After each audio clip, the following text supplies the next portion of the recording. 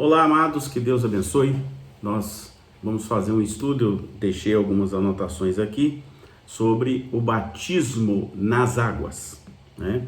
A Shekinah, ela, por uma decisão doutrinária, sem que signifique que nós não respeitemos outras visões, a gente batiza por imersão. Muito bem.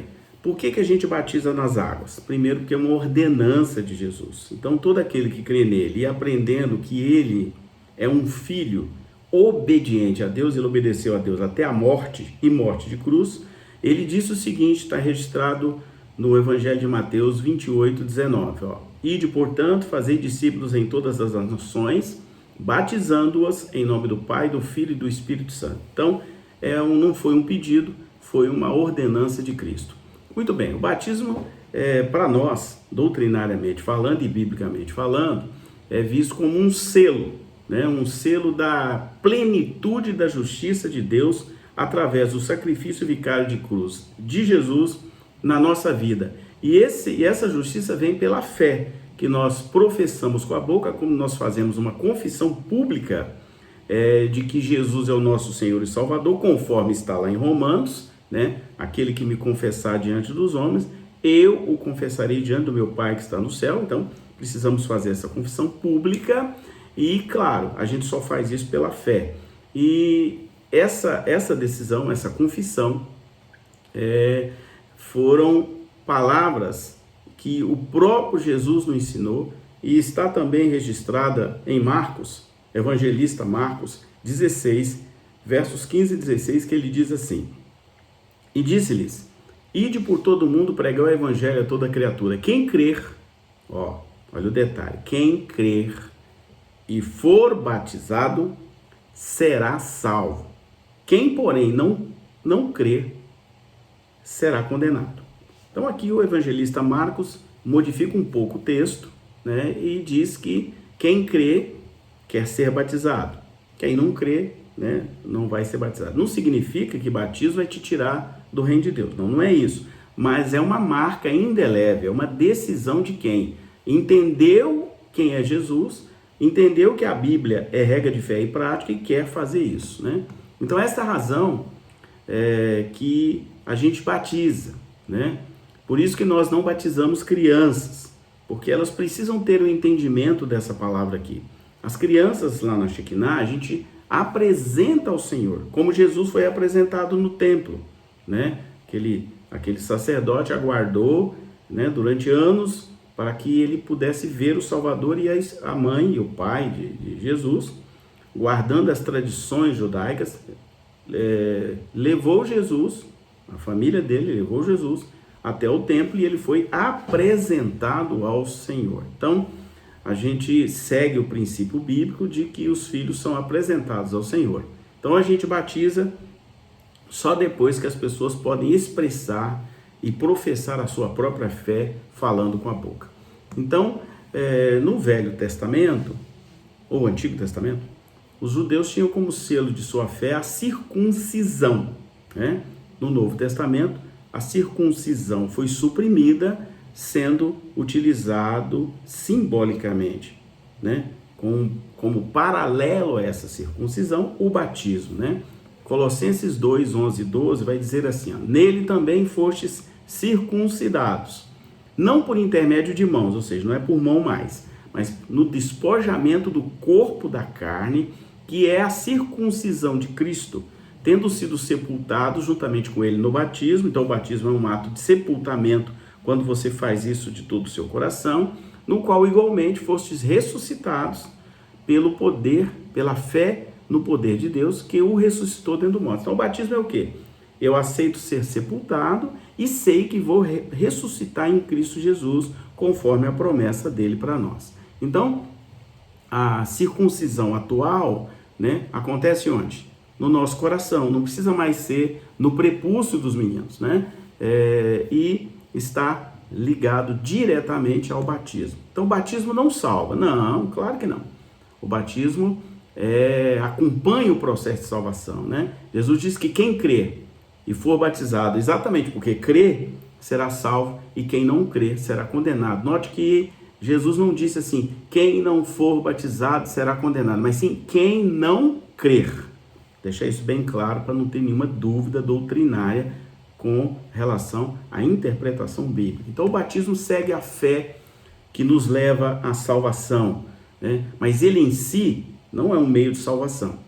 Que o diga aquele ladrão, né, que foi crucificado com Cristo e a quem Jesus disse que estaria com ele ainda naquele dia no paraíso. Está registrado lá em Lucas 23, de 39 a 43, ali na cruz, que algumas pessoas gostam de chamar ele de o bom ladrão, né? Então, ele somente creu, não deu tempo nem de ser batizado, porque ele não pôde descer da cruz, ele morreu, né?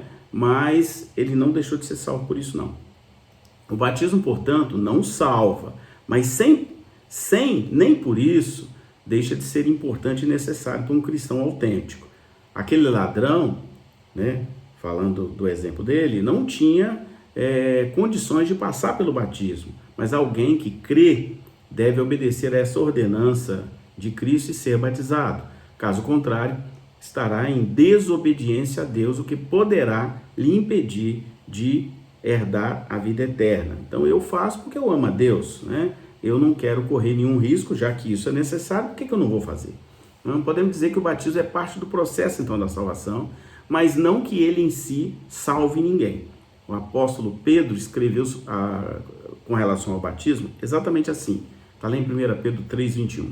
Não sendo a remoção da imundícia da carne, mas a indagação de uma boa consciência para com Deus por meio de Jesus Cristo. Então o batismo tem um significado, além de ser um testemunho público da nossa fé em Cristo Jesus, na verdade é o meio através do qual nós vamos externar que tipo de fé a gente deposita no Filho de Deus. Quando falamos sobre a fé em Jesus, não nos referimos e crer que ele existe, é muito mais que isso, né? A maioria das pessoas até creem que Jesus existe ou existiu, mas não compreendem bem a obra dele, né? Então, é muito importante entender de que eu batizo porque eu entendi que Jesus me salva da perdição eterna e da condenação final ao lago de fogo de enxofre, né? Limpa a minha vida dos pecados que me tiravam da presença de Deus e que ele fez uma obra substitutiva, ou seja, ele padeceu no meu lugar porque eu não poderia fazê-lo. Então, ao morrer na cruz, o Senhor Jesus não morreu porque ele mereceu morrer, muito pelo contrário, a Bíblia diz que ele foi uma ovelha sem pecado. Pelo contrário, né? Ainda, ele era justo e inocente, inclusive, né? Porque o crime que ele cometeu? Até Pilatos falou assim, mas não vejo crime algum nesse homem, né? Então ele nos substituiu. Então foi uma morte substitutiva, sofrendo o que nós deveríamos sofrer a fim de que recebêssemos a salvação em Deus.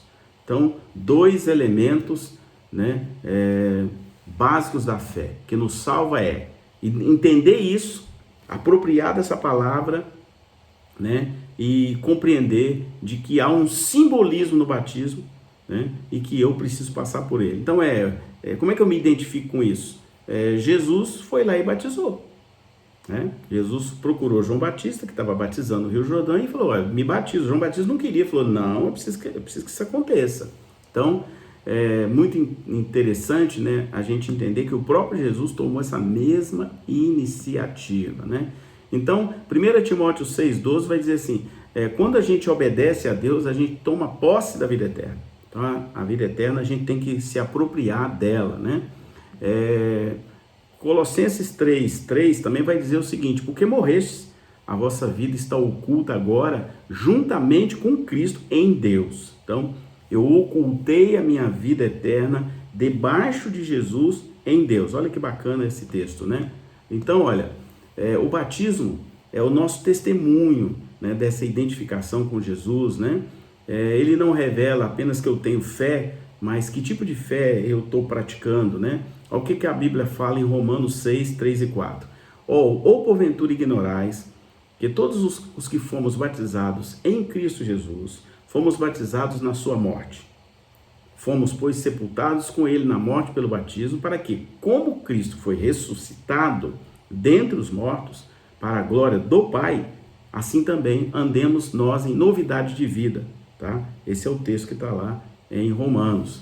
Muito bem. Então, quando emergirmos da água, né, estamos simbolicamente declarando no mundo espiritual que nós decidimos sepultar a nossa velha vida em Jesus, e ao levantarmos da água, né, que é o que acontece depois que a gente é mergulhado, a gente é levantado, nós reconhecemos e queremos ressuscitar com Cristo para uma nova vida, mas agora a vida eterna, que está escondida em Deus, conforme eu li lá no texto. Então, o batismo é onde a gente reconhece claramente que tipo de fé a gente tem, uma fé que identifica com Cristo a sua obra realizada na cruz. Quem pode batizar?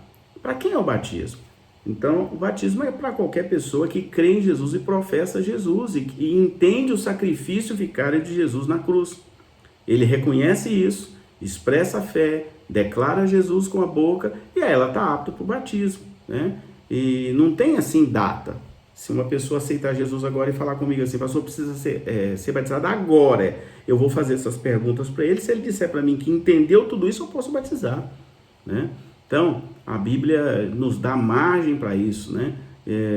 Até tem uma passagem na Bíblia do eunuco que ele diz, olha, mas tem água ali que me impede, né? E aí Filipe foi lá e batizou ele. Não precisou fazer escola bíblica nem nada. É uma questão de fé e professar a fé com a boca, né? Então, até o texto, né, vai dizer assim, eis aqui água, quem me impede de ser batizado? Aquele eunuco etíope. A resposta que Filipe vai dar para ele, que era um evangelista na época, né, traz luz sobre isso. É lícito se creres de todo o seu coração. Quem quiser conferir o texto, está em Atos 8, 36 e 37. Então, qualquer pessoa esclarecida e que compreendeu profundamente a obra redentora de Cristo Jesus e crê de todo o coração, está pronta para ser batizada, né? Então não há uma data estabelecida, tem que ficar na igreja 1 ano, 2 anos, 3 anos, não é nada disso. É a certeza da conversão, é a certeza de entender esse sacrifício de Jesus, como Filipe ajudou o etíope naquela passagem que eu citei agora. Como se batiza, né? A palavra batismo significa, no grego original, imergir, mergulhar, colocar para dentro. Então, no curso da história, né, da igreja, apareceram várias formas de batismo. Aspersão, né, que é jogar água na cabeça, na testa, onde quiser. Ablução, que é um banho mesmo, né? E a gente prefere trabalhar com a imersão, quer dizer, a gente mergulha na água, né? Quando Filipe batizou o etíope, eles pararam em um lugar assim onde havia água. A Bíblia diz que ambos entraram na água, está em Atos 8, 38 e 39, os dois entraram dentro da água. Certamente aquele eunuco viajava abastecido com água potável lá na carroça dele, né? Se fosse o caso de praticar a aspersão, havia água suficiente naquela carruagem lá para fazer isso, né? Batizar por aspersão. E não é isso que acontece, né? Ele vai para dentro d'água. João Batista também se utilizou do Rio Jordão para batizar. Jesus foi batizado no Rio Jordão, né? Depois mudou o local do batismo para Enon, perto de Salim. A razão para isso é descrita pelo fato de que o apóstolo João escreveu que havia ali muitas águas. João 3:23. Então, João vai batizar num lugar cheio de água outra vez, né? Que é essa região de Enon, perto de Salim, lá na Judéia. Não há lugar específico para batismo. Não há. Em nosso templo, muitos templos de igreja, né? No nosso templo nós não temos, mas existem templos que tem um local que eles chamam de batistério. Mas eu batizo em rio, eu batizo em piscina, batizo no mar, que é uma coisa deliciosa, maravilhosa batizar no mar, né? É onde haja água suficiente para fazer o processo de imersão. Além da água, né? Quem pode batizar, né? Qualquer pessoa, entre aspas, poderia batizar, né? A ordenança de Jesus é claro, ide fazer discípulos em todas as nações, batizando-as em nome do Pai, do Filho e do Espírito Santo. Então Jesus mandou fazer discípulos e depois batizá-los. A ordem subentende que quem faz o discípulo tem autoridade para batizar. Filipe, por exemplo, era um diácono e ele batizou, né? Fazendo um trabalho aí de evangelista.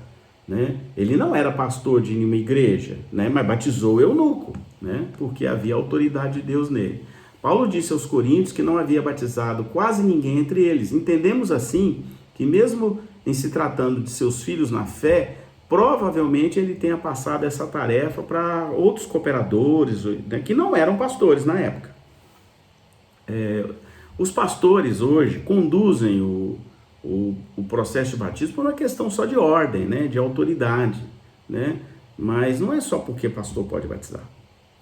Assim como os pastores pregam, isso não quer dizer que eles só possam pregar. Assim também é como o batismo, né? Uma pessoa, se estiver em paz com Deus e tudo, pode, claro, batizar, né? Líderes de células, missionários, evangelistas, né? A única coisa que eu sempre recomendo é que tenha uma autoridade espiritual sobre essa pessoa para ela praticar. O jeito certo de batizar é em nome do Pai, do Filho e do Espírito Santo, conforme está lá em Mateus, né?